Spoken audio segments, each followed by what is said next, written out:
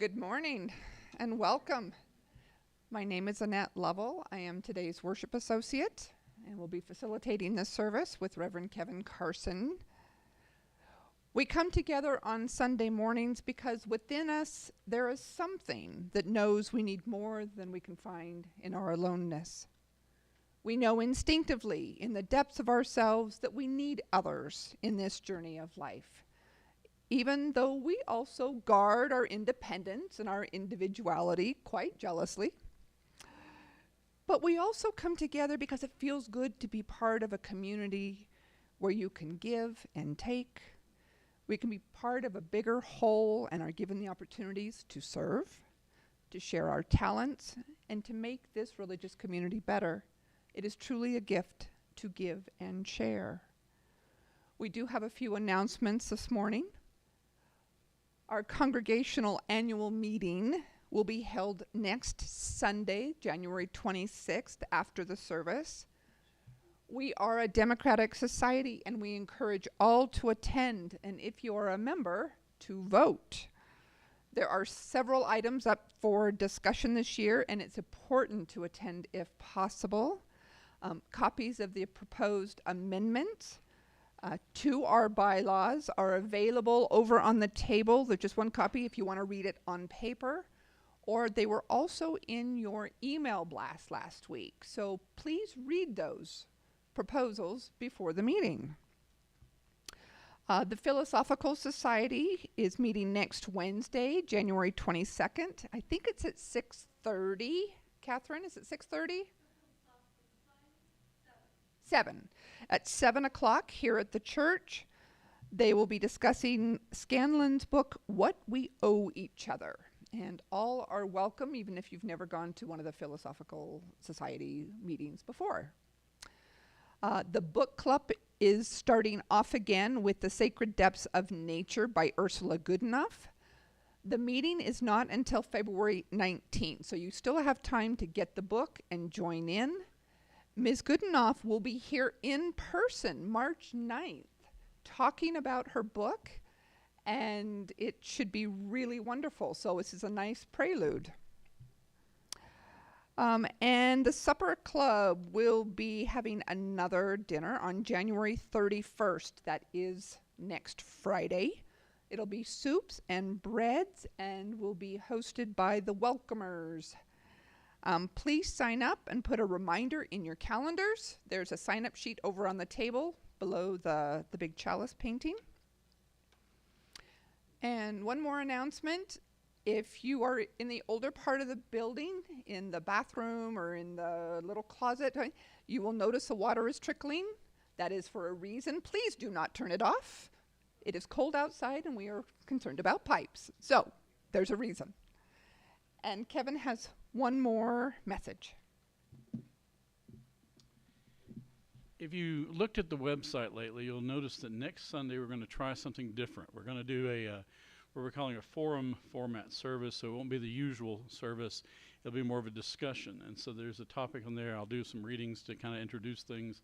And if this works out well and everybody likes it, we had great ones in August, and so we're going to try it.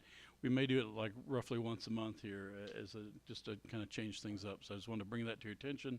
So we'll do that, and everybody be practiced in their speaking before the annual meeting. So you'll be all warmed up and ready to go. So thanks. Yeah, the worship committee is quite excited about maybe trying this once a month thing. Yes?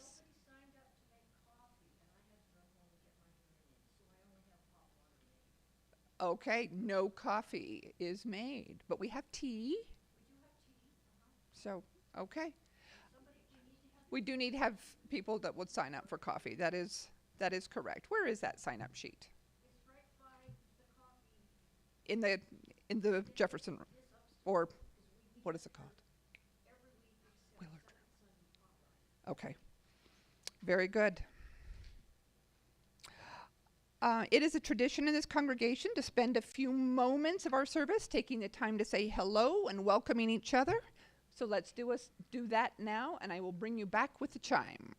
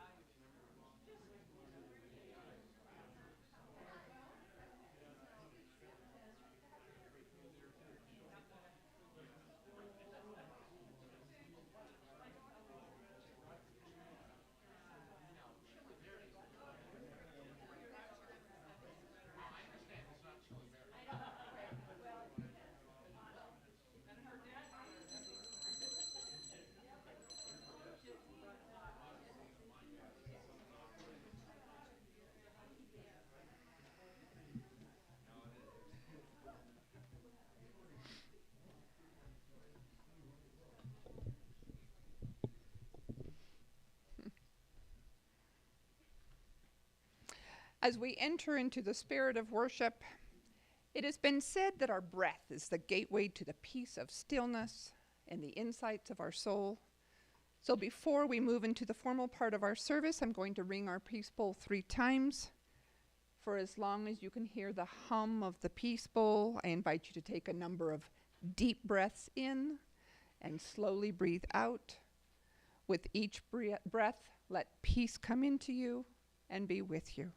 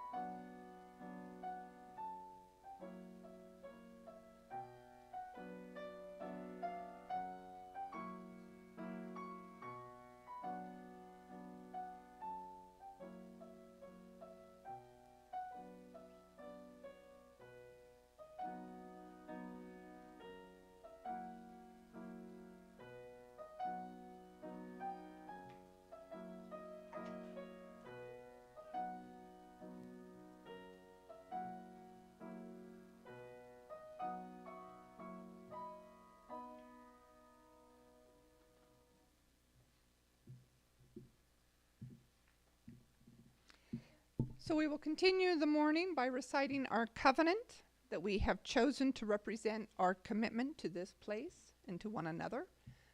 Please recite along with me. Love is the spirit of this community and service its law. This is our great covenant, to dwell together in peace, to seek the truth in love, and to help one another. The chalice represents the flame or the light within all of us. It connects us to each other, the earth, and all that live on it. The words for our chalice lighting this morning come from George Odell. We need one another when we mourn and would be comforted. We need one another when we are in trouble and afraid. We need one another when we are in despair, in temptation, and need to be recalled to our best selves. We need one another when we would accomplish some great purpose and cannot do it alone. We need one another in the hour of success, when we look for someone to share our triumphs. We need one another in our hour of defeat, when with encouragement we might endure and stand alone. We need one another when we come to die and would have gentle hands prepare us for the journey. All our lives we are in need, and others are in need of us.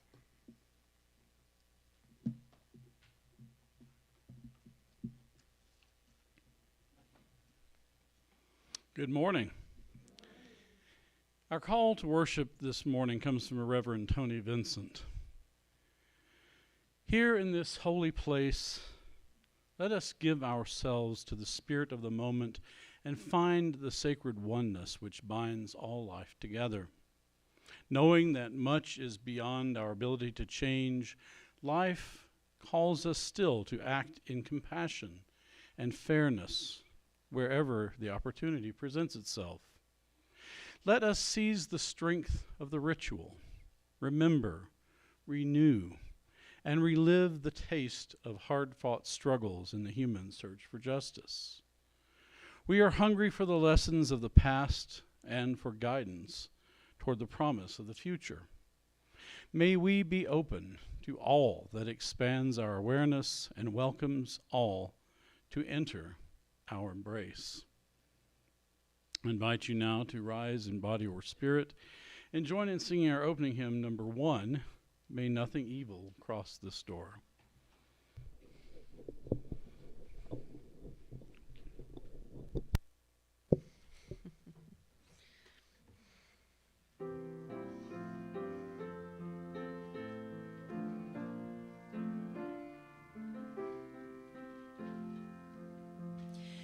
May nothing evil cross this door, and may ill fortune never pry about these windows. May the roar and rain go by.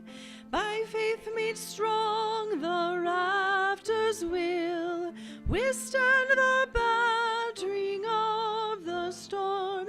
This hearth, though all the world grow chill, will keep you warm.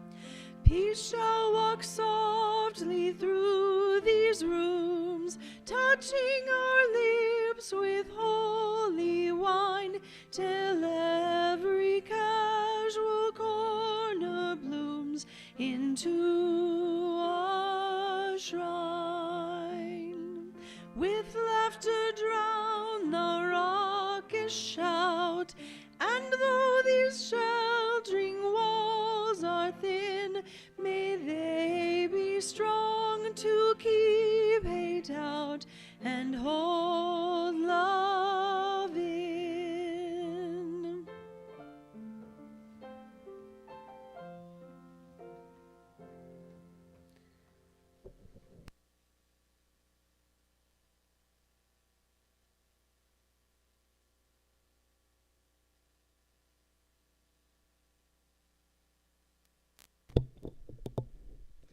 Good morning. This morning's Time for All Ages comes from Walking with the Wind, a story from the memoir of John Lewis, adapted by Reverend Karen G. Johnston. The story comes to us from John Lewis, a great leader in this nation who died in July of 2020.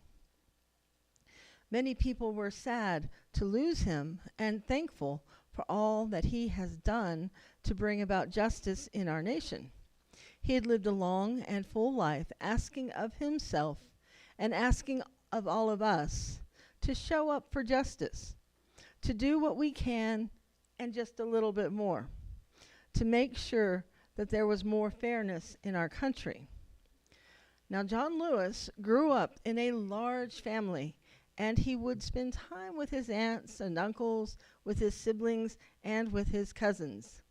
There were many children in his neighborhood, and they would play together.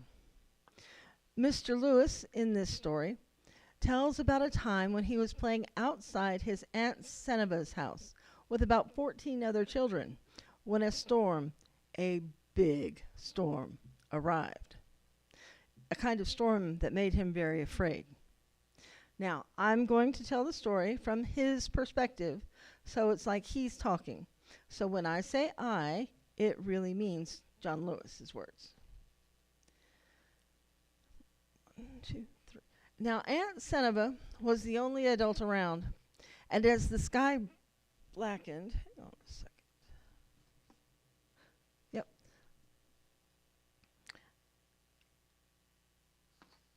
And as the sky blackened and the wind grew stronger, she herded us all inside. Her house was not the biggest place around, and it seemed even smaller with so many children squeezed inside. It was small and surprisingly quiet. All of the shouting and laughter that had been going on earlier outside had stopped. The wind was howling now, and the house was starting to shake. We were scared. Even Aunt Seneba was scared. And then it got worse. Now the house was beginning to sway. The wood plank flooring beneath us began to bend. And then a corner of the room started lifting up. I couldn't believe what I was seeing. None of us could. The storm was actually pulling the house toward the sky with us inside it. And that was when Aunt Seneba told us to clasp hands. "Line up and hold hands," she said, and we did as we were told. Then she had us walk as a group toward the corner of the room that was rising. From the kitchen to the front of the house we walked, the wind screaming outside, sheets of rain beating on the tin roof. Then we walked back in the other direction as another end of the house began to lift.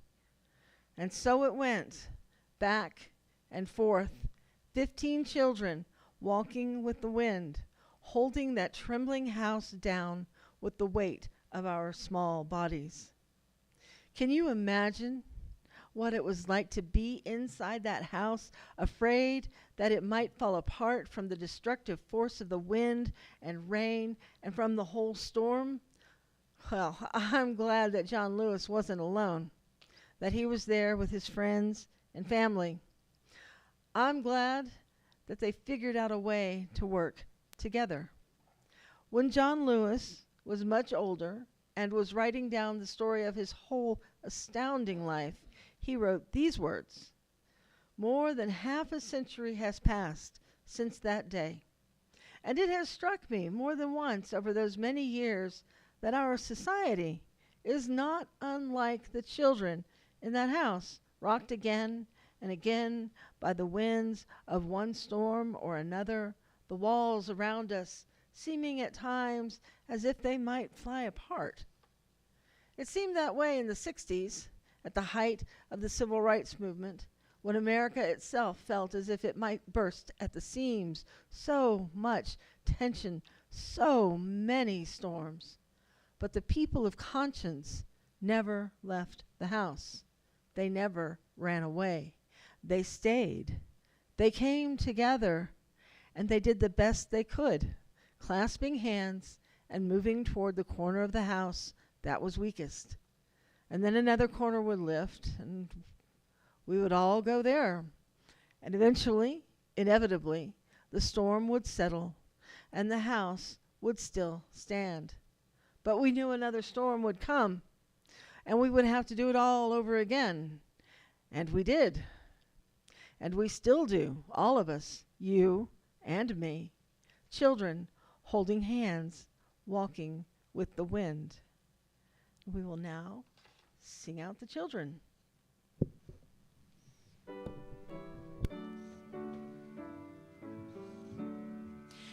As we leave this friendly place, love give light to every face.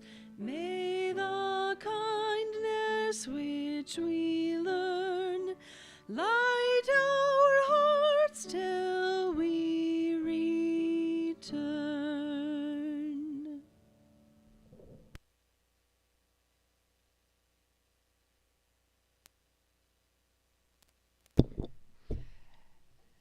And they're all most joys.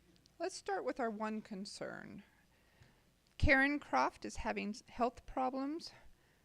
She sleeps most of the time, which means she's losing quality. Is there something we can do for her? So let's keep her in our thoughts. Heather Cook has a joy. My dad was able to find a job He starts tomorrow. Always good. Good. Thank you, Heather. Victoria, again, she appreciates having emergency care facilities available for when doctors cannot help us.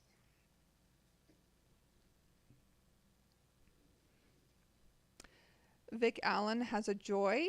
He has a new cat. Yay. It's like it likes destroying plants, rolls of toilet paper, towels, also likes laying on the stairs, attacking passing feet. Would any of you like a new cat? Oh, they make life worthwhile. And Marty and Kevin Carson have a joy. Our wonderful dog, Atka, turned 3 years old yesterday. Another trip around the sun. Talk about another beauty in this world.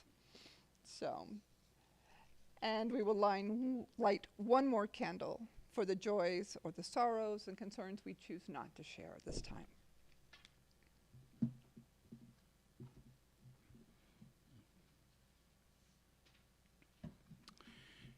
Well, our reading this morning is an excerpt from the speech, The Quest for Peace and Justice, which was given by Dr. Martin Luther King Jr. in Oslo, Norway in December of 1964, following his acceptance of the Nobel Peace Prize. This was actually from the lecture that he gave the next day.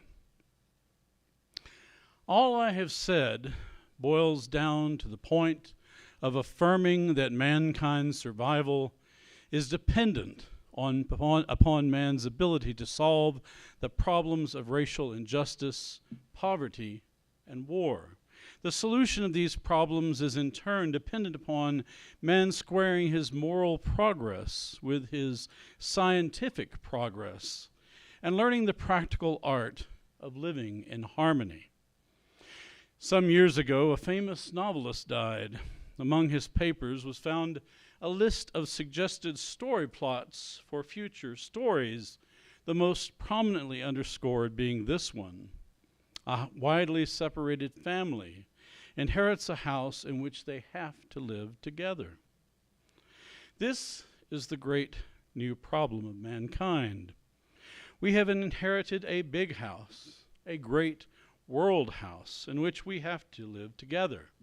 Black and white, Easterners and Westerners, Gentiles and Jews, Catholics and Protestants, Muslim and Hindu, a family unduly separated in ideas, culture, and interest, who, because we can never again live without each other, must learn somehow in this one big world to live with each other. I have the personal faith that mankind will somehow rise up to the occasion and give new directions to an age drifting rapidly to its doom. In spite of the tensions and uncertainties of this period, something profoundly meaningful is taking place. Old systems of exploitation and oppression are passing away, and out of the womb of a frail world, new systems of justice and equality are being born. Doors of opportunity are gradually being opened to those at the bottom of society. The shirtless and barefoot people of the land are developing a new sense of somebodyness and carving a tunnel of hope through the dark mountain of despair. The people who sat in darkness have seen a great light. Here and there, an individual or group dares to love and rises to the majestic heights of moral maturity. So in a real sense, this is a great time to be alive. Therefore, I am not yet discouraged about the future. Granted that the easygoing optimism of yesterday is impossible. Granted that those who pioneer in the struggle for peace and freedom will still face uncomfortable jail terms, painful threats of death. They will still be battered by the storms of persecution, leading them to the nagging feeling that they can no longer bear such a heavy burden, and the temptation of wanting to retreat to a more quiet and serene life. Granted that we face a world crisis which leaves us standing so often amid the surging murmur of life's restless sea. But every crisis has both its dangers and its opportunities. It can spell either salvation or doom. In a dark, confused world, the kingdom of God may yet reign in the hearts of men. An offering to support the mission of this church will now be given and gratefully received.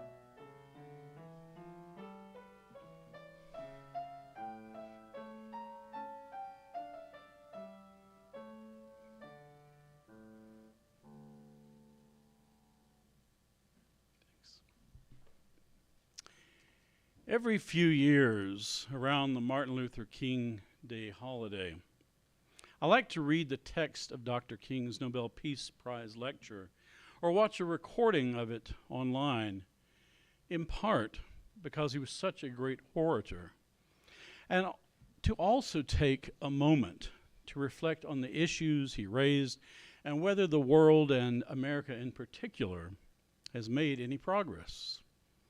I think it is also a good time to think about the new issues we face, such as climate change and biodiversity loss. They were not on Dr. King's radar 60 years ago. And since tomorrow happens to also be a presidential inauguration that has at least half of all Americans anxious about the future direction of our country, it is important that we take a moment to pause, reflect, prepare, and reassess. Our democracy is designed to bring competing visions to the public square, and if we want our vision to prevail, we need to be able to articulate what that vision is and to prepare to defend our vision in the days to follow. Driving down from Rexburg the other day, I saw a billboard, not sure what it was marketing, that said, "Don't just hope, prepare." I think it is a good piece of advice in general, and when many of our values are likely to be challenged over the next few years, it is especially so. I'm sure Dr. King would agree. The challenge, as it has always been in America, is to find common ground with those with very different perspectives and refuse to give in to despair, to be able, like Dr. King, to believe in our hearts that this is a great time to be alive. One way we could begin to prepare is by considering Dr. King's words. Is our great world house better off today than when he gave that speech 60 years ago? Or is our current predicament even worse than he could have imagined? Things are certainly different, at least, and this is even true since I last preached about this topic 4 years ago. 4 years ago, we were still restricted to online worship services due to COVID-19, and we were horrified, having just witnessed the January 6th insurrection unfold in real time. Now, COVID is not raging the way it was then, with thousands of people dying every day. But the former president's surprising return to office has many of us understandably anxious about the policies and even the structure of government we may see going forward. We can hope that much of the most outrageous and hateful comments and posts on social media by the president-elect and his supporters are just bluster and trolling, and I'm sure this is true to an extent, but we should also be vigilant. We should always be vigilant, no matter who is elected. So, where do we stand today on the issues so important to Dr. King? Racism, poverty, oppression, and war. Have we made any progress on breaking down the barriers of race and intolerance? Has the human community better embraced what Dr. King called the practical art of living in harmony? I wish I could say that we are living up to the aspirations Dr. King expressed, that in our dark, confused world, King's vision now reigns in the hearts of men and women, but this is clearly not the case. Our great world house is metaphorically, and in some cases literally, on fire.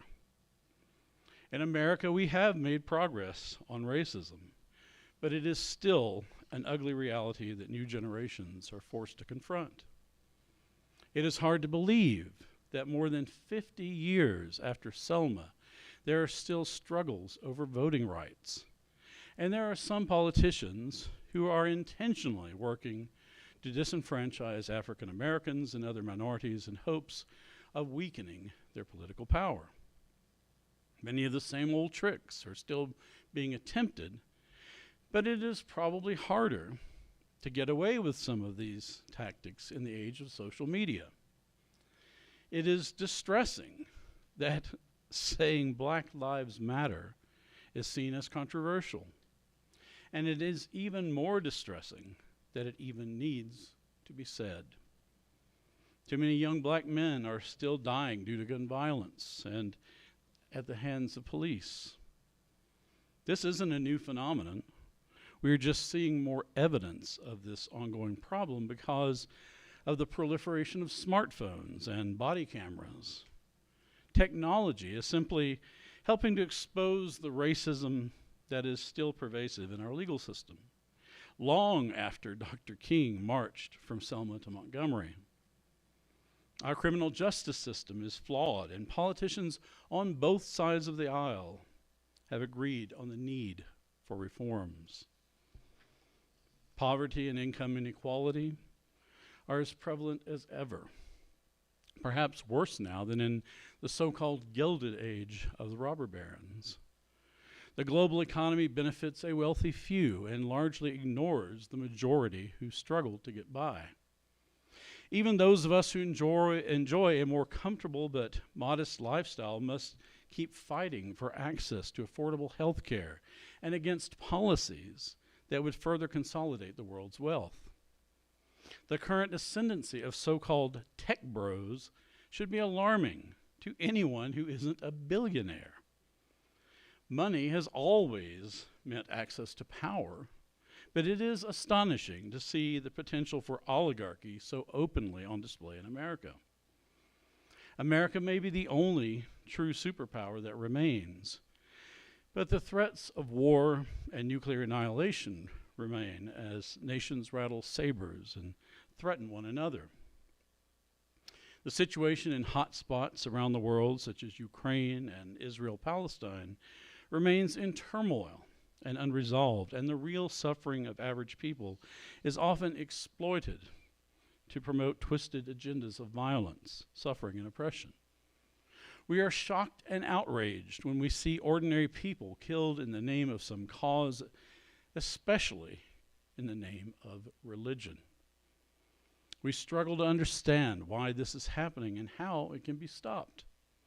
Fascist and totalitarian political movements around the world, and some of our own politicians here at home, have responded by pandering to the worst in us, spewing racial animosity, religious intolerance, and xenophobia, divisive rhetoric that only helps justify the atrocities and recruit new soldiers to prolong and spread the violence. Women and girls suffer a disproportionate amount of oppression in far too many places, sometimes risking their lives just for the chance to be educated. And of course, here in America, women continue to contend with inequality, and the struggle for women's reproductive choice has been rekindled by a disastrous Supreme Court. If you caught the news lately, one of Biden's last official acts, following the opinion of the American Bar Association, was to formally acknowledge the ratification of the Equal Rights Amendment as the 28th Amendment of the Constitution. Though I am sure there will be legal challenges trying to block it, it is remarkable that the ERA's simple statement is even controversial. Equality of rights under the law shall not be denied or abridged by the United States or by any state on account of sex. That's it. In the words of our founders, it is a truth that should be self-evident. Sadly, there are those who think otherwise. As a backdrop to this tragic human behavior, the planet continues to warm due to our relentless consumption of fossil fuels, endangering the future of not only our own children for generations, but that of countless other species in the web of life. Each year eclipses the last as the warmest year on record. And in some places, wildfires are raging to an extent we have never experienced. Large populations of the world's animals are dying off at alarming rates. And the evidence suggests we have entered a new mass extinction event in the history of life on Earth. This time being uniquely the result of human behaviors and indifference. Scientists warn that the changing climate will disrupt ecosystems that have been stable for tens of thousands of years, accelerating the extinction of countless species, disrupting agriculture and access to fresh water, and potentially releasing diseases that have been trapped in frozen permafrost since the last ice age. COVID-19 may only be a taste of worse pandemics on the horizon. There is great turmoil and evil in the world, and it can be hard to see anything beyond what Dr. King called a dark mountain of despair. At times, our world house seems like one big dysfunctional family that is hell-bent on self-destruction. It is easy to look at all this and simply become overwhelmed. In our despair, we struggle to understand why the human family is so fractured.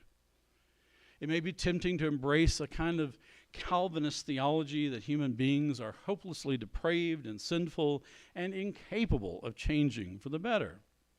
We may wish for some kind of divine justice in the next life, or perhaps we should just retreat into a mindless consumerism, accepting that the planet might simply be better off without us, awaiting our species' inevitable and well-earned demise. In a word, we could give up hope. And as Unitarian Universalists, it can be hard to affirm our principle of world community with peace, liberty, and justice for all, as we witness so much human cruelty and indifference. The words may sound like an absurd utopian dream that can never be realized, or at best a naive platitude designed to make ourselves feel good. What do we even mean by world community when there are clearly so many issues that divide the human family, so much hatred and distrust? And even if it is possible to achieve our vision of a world community, how do we balance promoting our particular ideals and values with accepting the different values of others? Is it fair for us to assume that everyone wants the kind of peace and liberty we propose? And if not, should they? But we do not give up hope. Nor does our faith allow us to sit idly by with the expectation that divine justice will be meted out someday, somehow, we are called to act, to do something about the injustice in the world, and to work for the goal of world community, where every member of the human family enjoys a life of peace, the liberties we enjoy, and the expectation of justice. When we are committed to our faith and principles, we can start to see that tunnel of hope through the dark mountain of despair that Dr. King could envision. This is not some naive optimism rooted in wishful thinking. It is hope rooted in a deep faith in human dignity and love. Unitarian Universalists are people of hope. I really believe that with all my heart. We are a glass half full faith that acknowledges the many problems in the world, but at the same time recognizes the inherent worth in every person and the tremendous capacity for people of goodwill to change the world for the better. It was hope that sustained us when Unitarian Universalists marched with Dr. King in Selma, some even sacrificing their lives for civil rights. And it was hope that sustained us when we stood on the side of love and fought so long for marriage equality and the rights of LGBTQ plus folks. Our hope continues to spread to so many places and causes, from economic oppression to environmental justice. Our faith communities are a beacon of hope for anyone who wants to join us in worship and the search for truth and meaning, no matter who they are or what they believe. And when we see injustice and suffering, we act. And we look to our faith communities to sustain us in this often difficult and demanding work.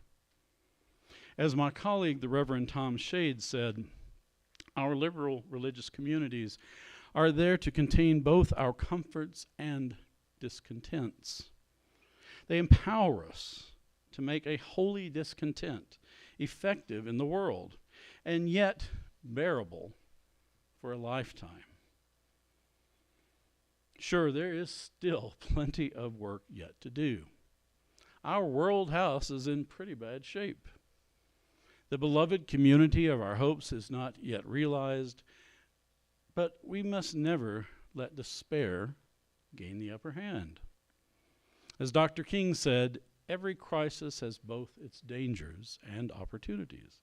It can spell either salvation or doom. In her book, This Changes Everything, Naomi Klein writes, in such times as these, activism becomes something that is not performed by a small tribe within a culture, whether a vanguard of radicals or a subcategory of slick professionals, but becomes an entirely normal activity throughout society. During extraordinary historical moments, both world wars, the aftermath of the Great Depression, or the peak of the Civil Rights era, the usual categories dividing activists and regular people became meaningless because the project of changing society was so deeply woven into the project of life. Activists were, quite simply, everyone. There is reason for hope. But as we do the work of repairing our world house, building a more just world community, we must be mindful of diversity and not make the assumption that we have all the answers the world needs. Just because we share a common house, it does not mean we share common goals or ideals. Dr. King acknowledged this reality of the diverse beliefs and cultures that are both a source of great strength and a source of great divisiveness in the human family. This is something we need to take to heart, especially if we're not happy about the inauguration tomorrow. As Dr. King said, because we can never live without each other, we must learn somehow in this one big world to live with each other. There's really no alternative if the human family is to thrive. Community does not mean an end to diversity, but an acceptance and embrace of diversity. After all, how many of us live in families where everyone thinks and acts exactly the same? Or in towns or cities where everyone is of exactly the same religion and ethnicity, or even roots for the same sports teams? We religious liberals have powerful ideas about human rights and a democratic society, and we should share these with the world. But we can also learn from other cultures. The closer relationship that many indigenous people have with the earth is a good example. Western progressives have a relatively poor track record on the environment in comparison, often focusing too much on the progress of humankind in the past, with little concern for the other forms of life on earth. There are many different perspectives and sincere differences of opinions, and sometimes our values will put us into conflict with others that may be hard to overcome. We may try to lovingly guide those who disagree with us into the light of our own understanding, but we must be sure that it is necessary and the right thing to do. They too have a right to the free and responsible search for truth and meaning, after all. We should remain steadfast in our principles, and we should not label those who disagree with us as enemies. Admittedly, it can be hard to stomach the hypocritical litany of calls for unity from those who have fomented division for years, and people offering false moral equivalence on about every subject. We should be civil, of course, but we must continue to speak truth to power and witness for justice wherever injustice exists. Yes, there is much work to do, and though we may sometimes realize the fruits of our labor in stunning successes, we are at least as likely to be frustrated and fail. We must learn to accept that we may not live long enough to see the change we work so hard to achieve. This is a good reason for belonging to a faith community like this one, a place that nurtures the spirit and recharges the hope we need to sustain us. Like in our own families, family conflicts in our great world house can be difficult and demanding, and they can take a very long time to resolve. Some conflicts span generations and even centuries. Repairing our great world house, making it into a home filled with love and respect, a world community with peace, liberty, and justice for all, is a daunting task. But it is the work we are called to do. Let Dr. King's legacy inspire us all in the days ahead. May it be so. I invite you now to rise in body or spirit once again and join in singing our closing hymn, number 169, We Shall Overcome.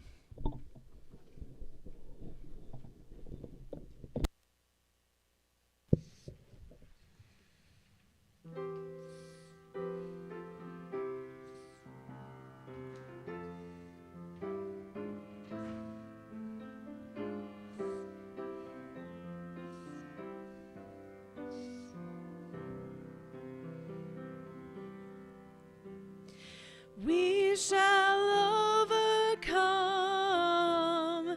We shall overcome. We shall overcome someday. Oh, deep in my heart, I do believe we shall overcome.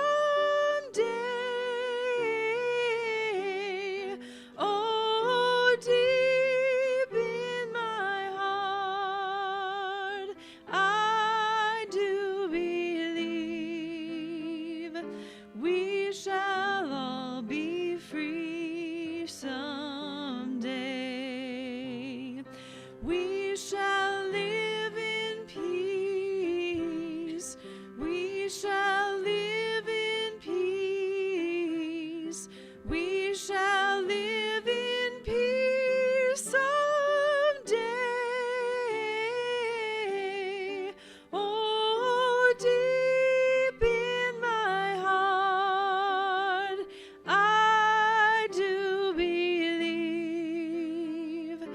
we shall live in peace someday.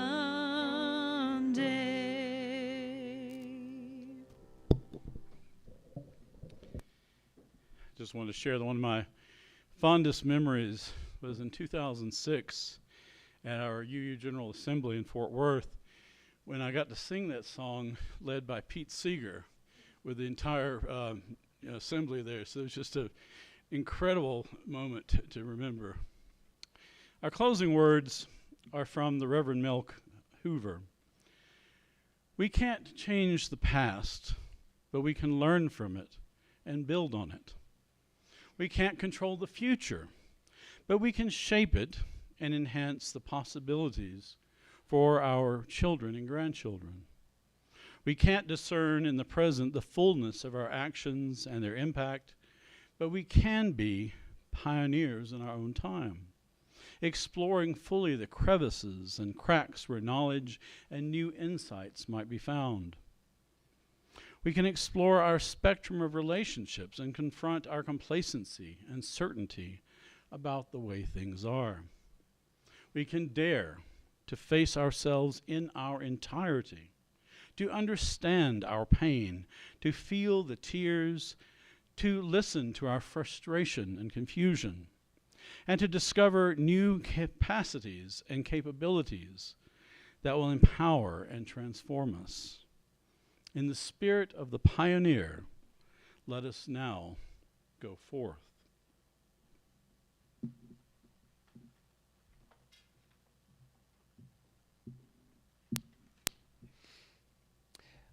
We will now extinguish our chalice. The words are in your order of service if you'd like to join me. We extinguish this flame, but not the light of truth, the warmth of community, or the fire of commitment. These we carry in our hearts until we are together again. It is time for our postlude. Be safe and be well. And after the service, if you have a few moments, let's take down the Christmas decorations. Oh, and there is coffee. Okay. Thank you, Cindy.